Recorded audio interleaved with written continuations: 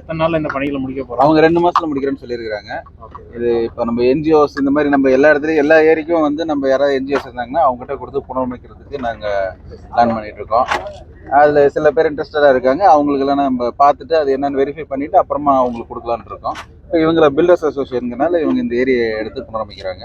2 மாசத்துல பண்ணிட்டா அவங்களுக்கே தெரியும், நல்லா அழகாக காட்சியளிக்கும், நீர் ஆதாரம் பெருகும், கிரவுண்ட் வாட்டருக்கும் அது ரீசார்ஜ் பண்ணுற மாதிரி இருக்கும். என்ன மாதிரி பணிகள் சார் செய்ய போறாங்க? இந்த சீமக்கரை வேலை மரம் எல்லாம் எடுத்துட்டு கரையை பலப்படுத்தி பேர்ட் ஐலாண்ட் போட சொல்லி நான் ரெக்வஸ்ட் பண்ணியிருக்கேன். நிறைய வந்து பேர்ட்ஸ் வந்து உட்கார்ற மாதிரி அது நடைபாதையெல்லாம் போட்டால் மக்கள் வந்து நடக்கிறதுக்கும் தண்ணியும் நல்ல கிரவுண்ட் வாட்டருக்கு ரீசார்ஜாக இருக்கும். சார், மாவட்டத்தில் எல்லா ஏரிகளும் தூர்வாரப்படணும் சார் முயற்சி பண்ணிட்டு இருக்கோம். அதுதான் எங்களோட கோரிக்கை. தூர் வரும்போது விவசாயம் பண்ணிக்கிற மண் எடுத்துட்டு போவாங்க, இல்லை இங்கேயே கொட்டிடுவாங்க?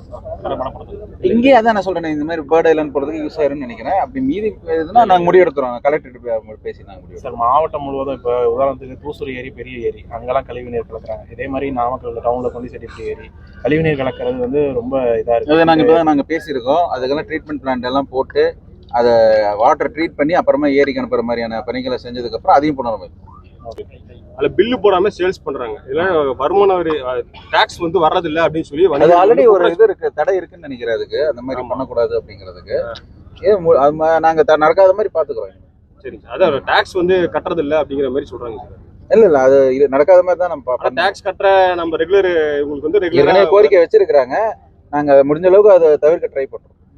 அந்த மாதிரி ஏற்கனவே திருமண மண்டபங்களுக்கு இந்த மாதிரி இப்போ எக்ஸ்போஸ் அலோவ் பண்ண வேணாம்னு நாங்கள் சொல்லியிருக்கோம்.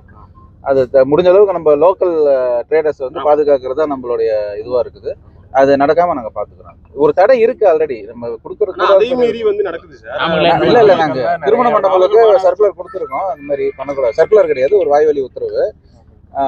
அவங்க பண்ணக்கூடாதுன்னு சொல்லியிருக்கோம். ஏன்னா அது எங்கேயோ இருந்து வந்து அவங்க வந்து கடை போட்டுட்டு இங்க இருக்கிற லோக்கல் ட்ரேடர்ஸ் பாதிக்கப்படுறான்னு சொல்லியிருக்காங்க.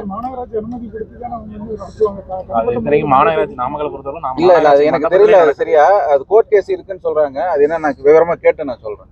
இப்போதைக்கு நம்ம லோக்கல் ட்ரேடர்ஸை பாதுகாக்கிறது நமக்கு முக்கியம். அதை நம்ம பண்ணிட்டு இருக்கோம். சரி, வரேன்.